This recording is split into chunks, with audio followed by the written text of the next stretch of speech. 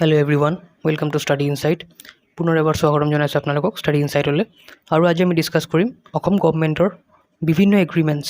অসম গভৰ্ণমেণ্টে যিমান private organisation আৰু যিমান গভৰ্ণমেণ্ট অৰ্গেনাইজেশ্যনৰ লগত যিমানকেইটা এগ্ৰিমেণ্ট কৰিছে সেইবোৰ এগ্ৰিমেণ্ট আমি আজি ডিছকাছ কৰিম এইটো ভিডিঅ'ত। এই ভিডিঅ'টো বহুত ইম্পৰ্টেণ্ট হয়, অসম গভৰ্ণমেণ্টৰ এক্সাম আহি আছে যেনেকৈ আছাম ডাইৰেক্ট ৰিক্ৰুটমেণ্ট, APSC গোটেইখিনিৰ বাবে আমি ইয়াতে আটাইতকৈ ইম্পৰ্টেণ্ট এগ্ৰিমেণ্টখিনিহে ডিছকাছ কৰিম, যিবোৰ এগ্ৰিমেণ্ট বহুত বেছি ইম্পৰ্টেণ্ট হয়। এনেও অসম গভৰ্ণমেণ্টে বহুত কম এগ্ৰিমেণ্টে টাই আপ কৰে, বাট ষ্টিল আমি যিমান পাৰিম গোটেইখিনি এগ্ৰিমেণ্টে ডিছকাছ কৰিম আৰু আটাইতকৈ ইম্পৰ্টেণ্টবোৰকো ডিছকাছ কৰিম। আৰু ভিডিঅ'টো ষ্টাৰ্ট কৰাৰ আগত মই আপোনালোকক কৈ থ'ব বিচাৰিছোঁ, যদি আপোনালোকে আমাৰ ছ'চিয়েল মিডিয়া হেণ্ডেলছবোৰ ফ'ল' নাই কৰা তেতিয়াহ'লে কাইণ্ডলি ফ'ল' কৰি ল'ব পাৰে। আমি ইয়াতে বিভিন্ন ভিডিঅ'জৰ আপডেট আৰু কাৰেণ্ট এফেয়াৰ্ছৰ আপডেট দি থাকোঁ। So' first question, Assam Government signed a Memorandum of Understanding or Agreement with Dash Institute to set up a research institute for innovations in the health sector. Assam গভৰ্ণমেণ্টে এগ্ৰিমেণ্ট চাইন কৰিছে কোনটো ইনষ্টিটিউটৰ লগত, যেনিবা অসম গভৰ্ণমেণ্টে আৰু সেইটো ইনষ্টিটিউট লগ লাগি মেলি এটা ৰিচাৰ্চ ইনষ্টিটিউট খুলিব পাৰে হেল্থ ছেক্টৰত। আৰু উত্তৰটো হ'ল option A, IIT Guwahati. Next question, name the medical institute that will be build by Assam government in agreement with IIT Guwahati. Assam government আৰু IIT গুৱাহাটী লগ লাগি মেলি কোনটো মেডিকেল ইনষ্টিটিউট খুলিব? আৰু উত্তৰটো হ'ল option B, Assam Advanced Health Innovation Institute. Next question, the Inland Waterway Authority of India and Dash signed an MoU regarding research and development, consultancy and investment in inland waterways. IWAI কোনটো ইউনিভাৰ্চিটিৰ লগত এটা agreement sign কৰিছে regarding research and development, consultancy আৰু investment in inland waterways? আৰু এনচাৰটো হ'ল option B, Guwahati university.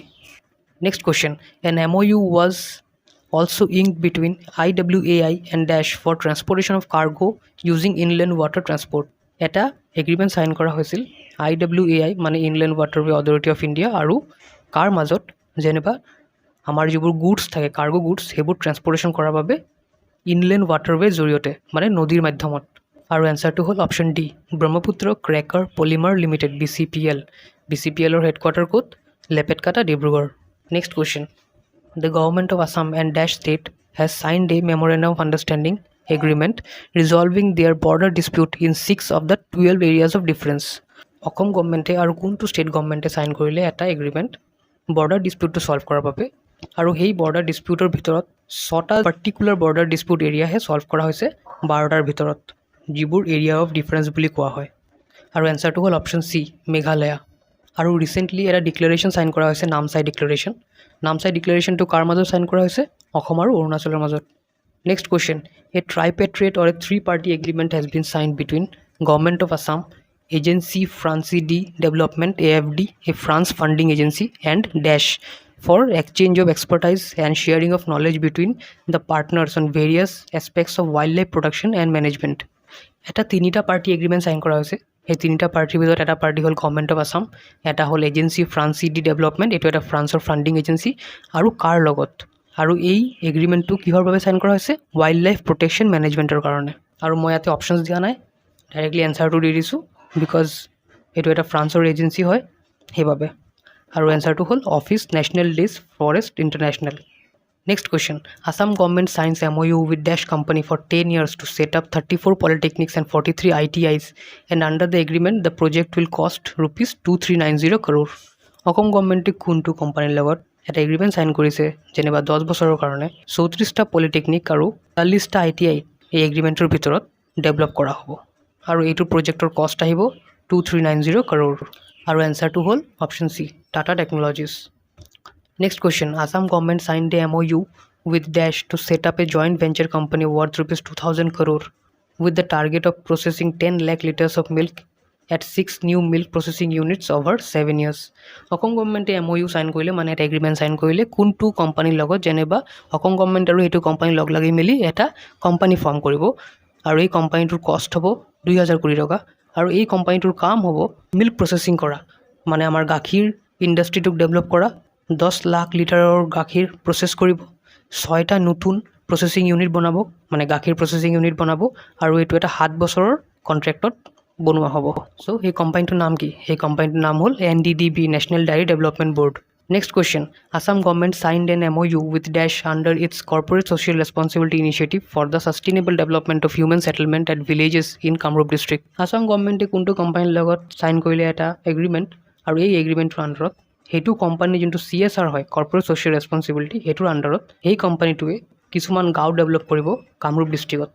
এনচাৰটো কি? এনচাৰটো হ'ল AAI, airport authority of India. Next question. Assam Government signs MoU with dash for rural property survey for implementing the Svamitva scheme in the state, which aims to provide an integrated property validation solution for rural areas. Assam গভৰ্ণমেণ্টে কোনটো কোম্পানীৰ লগত বা কোনটো ইনষ্টিটিউটৰ লগত tie up কৰিলে যেনেবা ৰুৰেল এৰিয়াত প্ৰপাৰ্টিখিনি ছাৰ্ভে কৰিব, আৰু সেই ছাৰ্ভেটো হ'ব Svamitva স্কিমৰ আণ্ডাৰত। And the answer is Survey of India. Next question.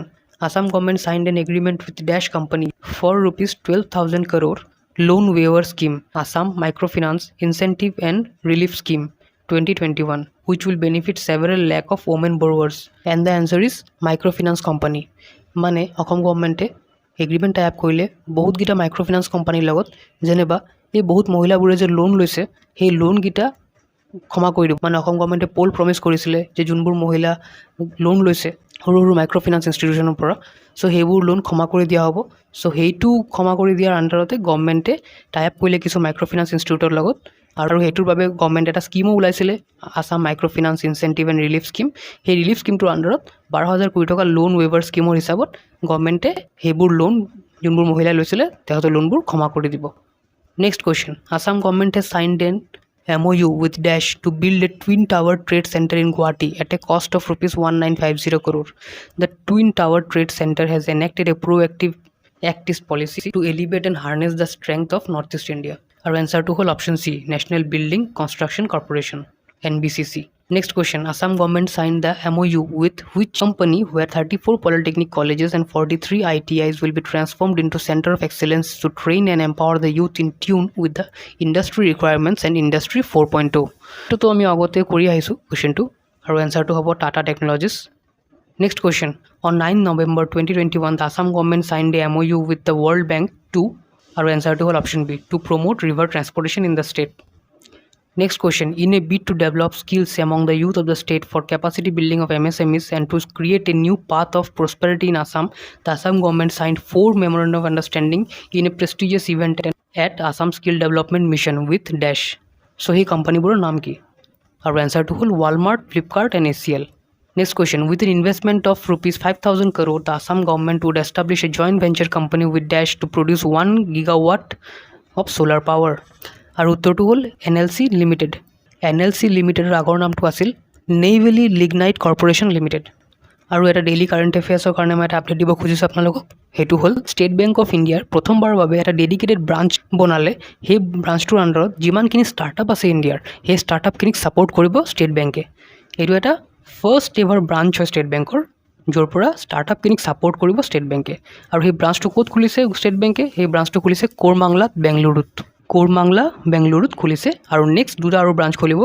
নেক্সটটো হ'ব গুৰুগ্ৰামত মানে হাৰিয়ানাত, আৰু থাৰ্ডটো হ'ব হায়দৰাবাদত।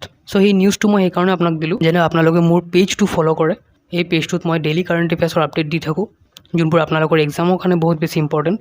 চ' you can follow' me on India First Education. ফেচবুকত আপোনালোকে এই পেজটো পাই যাব।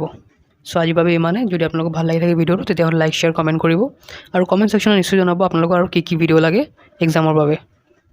Thank you for making me a part of your day. Happy learning. God bless you all.